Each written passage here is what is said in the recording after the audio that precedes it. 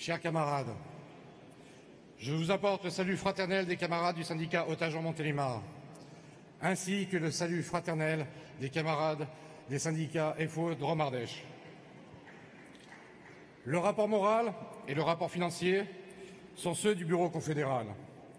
Ces rapports, mes camarades, ne se résument pas aux 6 derniers mois pour la période 2015-2018. Ce sont les rapports pour l'intégralité du mandat. C'est pour cela que je suis mandaté pour voter ces 2 rapports. Je reviens sur les ordonnances et les mobilisations du mois de septembre. En Drôme Ardèche, nous n'avons pas manifesté le 11 septembre avec la CGT, car à Force ouvrière, nous ne sommes pas à la botte de la CGT. Le 21 septembre, nous avons décidé de mobiliser contre les ordonnances Macron. Résultat, c'est la première fois depuis 10 ans que nous sommes restés devant la préfecture de la Drôme, faute de participants. Alors oui, on peut appeler à la grève générale, mais celle-ci ne se décrète pas. Le Congrès confédéral est un moment important pour notre organisation. Lors des résolutions, il va être débattu de la feuille de route des années à venir. C'est dans ce cadre que le syndicat du Haut-Agen m'a mandaté pour évoquer l'avenir et le développement de notre organisation.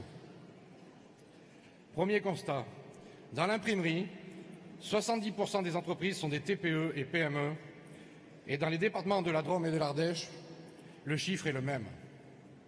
Deuxième constat, depuis plusieurs années, les gouvernements, avec la loi El Khomri, les ordonnances du travail et le patronat, ils ont réduit la représentation des syndicats dans les entreprises, ce qui rend très difficile, voire impossible, de désigner un délégué syndical dans celle-ci. Quelles en sont les conséquences? D'abord, dans les entreprises de moins 11 salariés, il est impossible d'avoir des délégués du personnel, donc aucune présence syndicale. La mise en place du comité social et économique pour les entreprises de 11 à 20 salariés est obligatoire seulement si un salarié s'est porté candidat dans les 30 jours suivant l'information du personnel. Dans les entreprises de 20 à 50 salariés, il faut d'abord mettre en place les élections du CSE. Et avant de pouvoir désigner un délégué syndical dans l'entreprise, il faut qu'il soit candidat, qu'il ait obtenu 10% et que son syndicat ait obtenu 10%.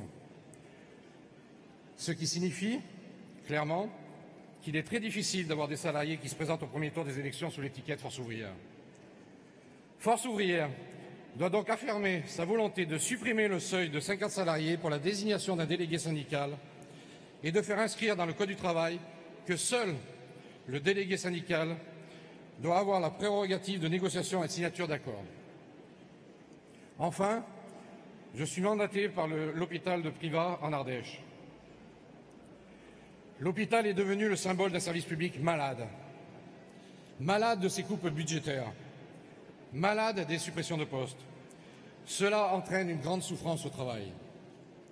Conséquence, un massacre dans le personnel, dépression, burn-out, pouvant aller jusqu'au suicide.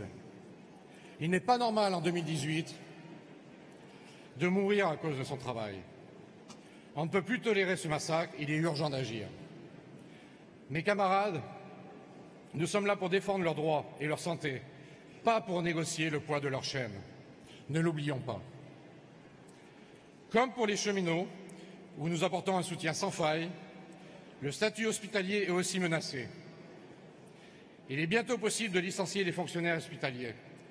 Il n'y a pas de République sans service public.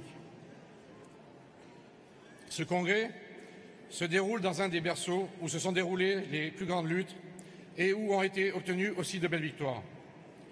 Pour le syndicat du livre FO Haut-Agen, ce congrès doit déboucher sur une espérance, l'espérance d'une lutte efficace dans l'unité, dans l'indépendance.